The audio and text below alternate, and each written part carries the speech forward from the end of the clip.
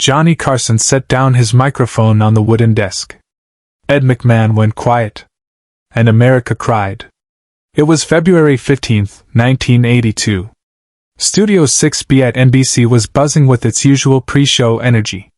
Doc Severinsen adjusted his trumpet, the audience settled into their seats, and the cameras prepared to capture another night of television magic.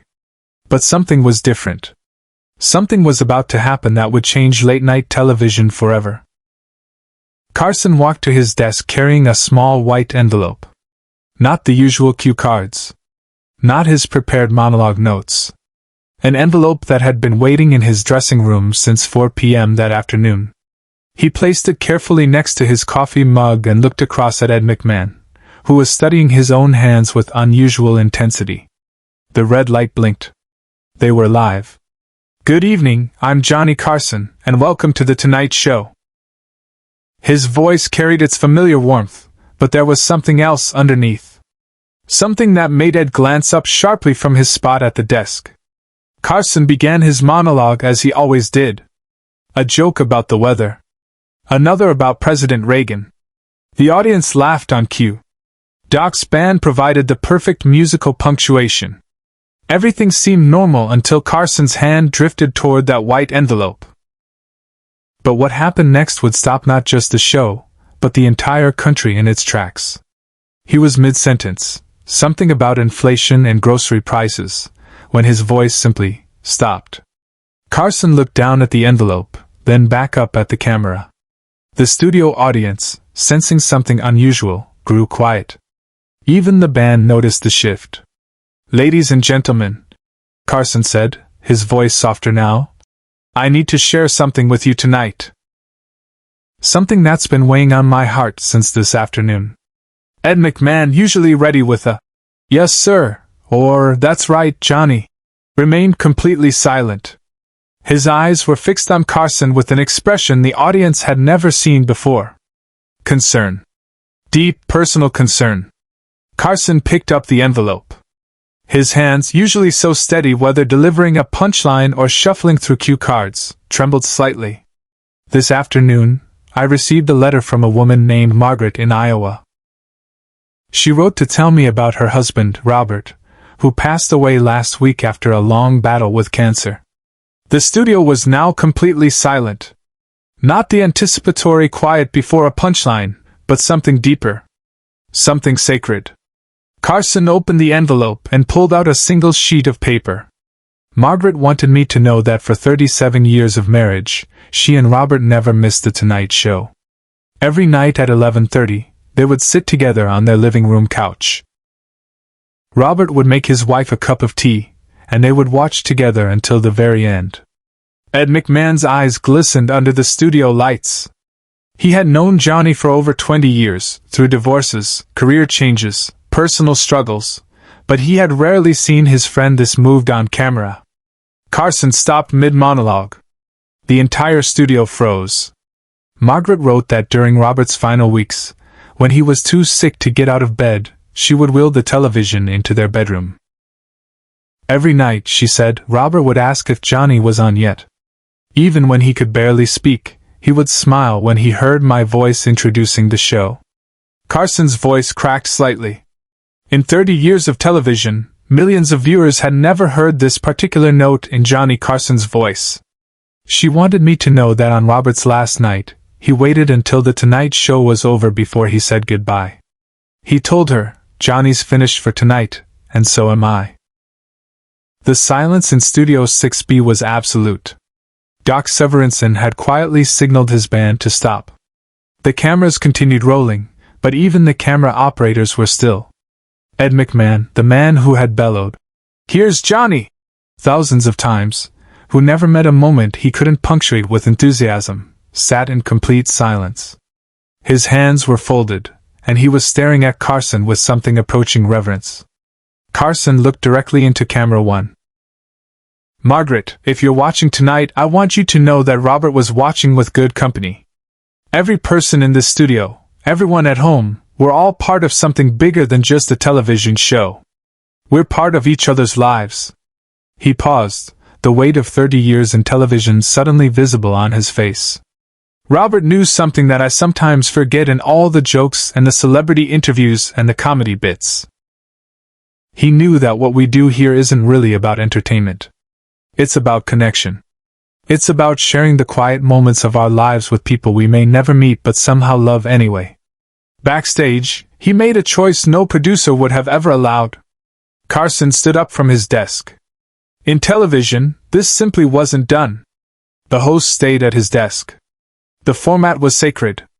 But Carson walked around to the front of his desk and sat on its edge, facing the audience directly. Tonight, instead of our usual show, I want to do something different. I want to talk about the people who watch us.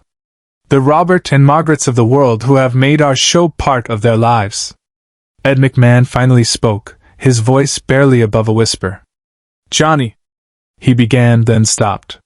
It wasn't a question or an interjection. It was simply acknowledgement. Support. Love between two friends who had shared more late nights than either could count. Carson nodded at Ed, understanding passing between them without words. Ed and I, we've been doing this for a long time. We've interviewed movie stars and politicians, comedians and musicians. But the most important people we've ever met are the ones we've never met. The people who turn off their lights and trust us to be the last voices they hear before they fall asleep. The audience began to understand that they were witnessing something unprecedented. Not just in television, but in their own lives. This was the moment when the fourth wall didn't just break, it disappeared entirely. Carson reached back to his desk and picked up the letter again. Margaret included a photograph with her letter. A picture of her and Robert on their wedding day, 37 years ago. He held up a small black and white photograph. The cameras zoomed in, and America saw a young couple, barely 20 years old, smiling with the kind of joy that believes it will last forever. She wrote on the back, "Thank you for being part of our love story. Subscribe and leave a comment, because the most powerful part of this story is still ahead." Carson's voice grew even softer. You know, we get thousands of letters every week. Fan mail, joke suggestions, requests for autographs. But every once in a while, we get a letter that reminds us why we're really here. He looked at Ed, then back at the audience. We're here because somewhere in America, someone is having trouble sleeping and needs a friend. Someone is celebrating good news and wants to share it. Someone is grieving a loss and needs to feel less alone. Ed McMahon nodded slowly. 30 years, Johnny? 30 years we've been coming into people's homes. And they've been coming into ours. Carson replied. The camera caught something in that moment that television rarely captures: authentic human emotion, unscripted and unguarded. These two men, who had built careers on timing and performance, were simply being themselves. Carson walked over to Ed's chair. You know what Robert's favorite part of the show was, according to Margaret? Ed shook his head. The very beginning. When you would announce, "Here's Johnny," she said Robert would always smile and say, "There's our boys." Right on time. Ed McMahon's composure finally broke. Tears formed in his eyes, and for the first time in television history, America saw the man behind the microphone cry. Our boys, Ed repeated, his voice thick with emotion. We were their boys. But this was the moment no one in the studio, nor anyone at home, ever saw coming. Carson made another unprecedented decision. He signaled to Doc Severinsen, who understood immediately. The band began playing softly. Not the usual Tonight Show theme, but something gentler. A hymn. Amazing Grace. Ladies and gentlemen, Carson said, tonight we're not going to do our regular show. Instead, I want to dedicate this entire hour to Robert and Margaret, and to all the couples, all the families, all the lonely people who have made us part of their lives.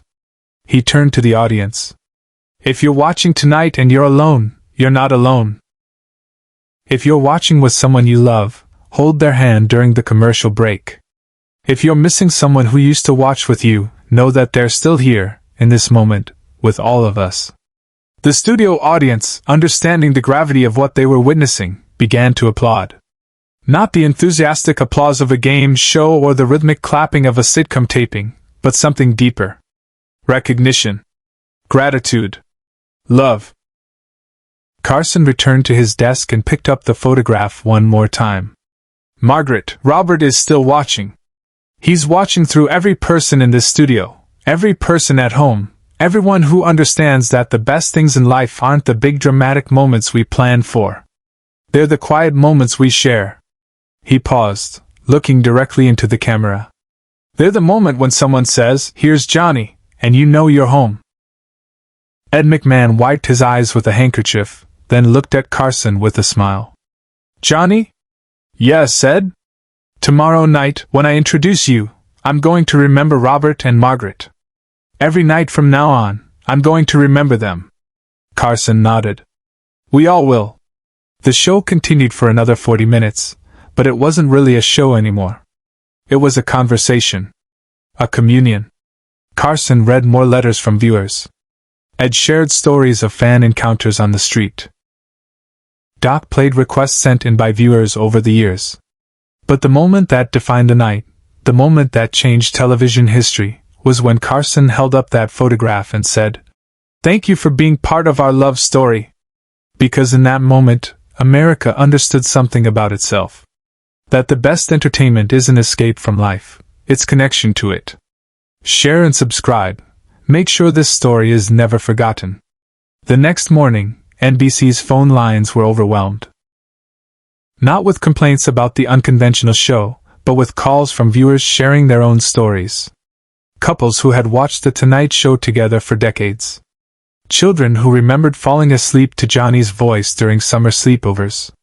Widows and widowers who still turned on the show every night because it made them feel less alone. The photograph that Margaret sent, Robert and Margaret on their wedding day, became a symbol that Carson kept on his desk for the rest of his tenure. Visitors to the studio would notice it there, a reminder of the night television stopped being about entertainment and became about human connection. Years later, when Carson retired, Ed McMahon gave his final, "Here's Johnny," introduction. But before he said those famous words, he added something new. For Robert and Margaret, and for everyone who made us part of their family, here's Johnny Carson. The letter from Margaret in Iowa changed more than one night of television. It changed how Carson saw his role, how Ed understood his partnership with Johnny, and how America thought about the people who came into their living rooms every night. Margaret kept watching The Tonight Show until Carson's retirement. She wrote one more letter shortly before his final show. "Thank you for keeping Robert alive in our living room all these years. Every night when you signed off, I could feel him right there beside me on the couch." The envelope that Carson carried to his desk that February night in 1982 was preserved in the NBC archives. But more important than the letter itself was what it represented, the moment when television remembered its true purpose. Not to sell products or promote movies or showcase celebrity gossip, but to be present in the quiet moments of ordinary lives. To be the friend who shows up every night, reliable and warm and ready to share a laugh or a tear. To be there when someone needs to feel less alone in the world. To be part of someone's love story. That's the night Johnny Carson revealed why Ed McMahon went quiet. And America cried, not from sadness, but from recognition. The recognition that the best things in life aren't performed for cameras. They're shared between people who understand that connection isn't entertainment. It's everything. In the weeks that followed, something remarkable happened across America. Viewers began writing their own letters to The Tonight Show, sharing stories of loved ones who had passed away while watching Carson. A widower from Oregon wrote about his wife who would laugh at Johnny's monologue even during her final days in hospice care. A daughter from Florida shared how her elderly father would record every show while he was deployed overseas, watching them when he returned as a way to feel connected to home. The NBC mailroom reported receiving over 10,000 letters in the month following that February night. Each one told a story of how The Tonight Show had been woven into the fabric of someone's life. How Carson and McMahon had been present for birthdays, anniversaries, quiet Sunday evenings, and difficult nights when sleep wouldn't come. Carson read every single letter. He kept a cardboard box in his dressing room, and between rehearsals and makeup sessions, he would sit quietly and read these stories from America's living rooms. Ed McMahon would often find him there, sometimes with tears in his eyes, sometimes with a smile, always with a deeper understanding of what they had built together over 3 decades. The photograph of Robert and Margaret became more than just a keepsake on Carson's desk. It became a reminder that every night, behind every television screen, real people were choosing to spend the last moments of their day with Johnny and Ed. People who trusted them with their insomnia, their joy, their grief, and their hope for tomorrow.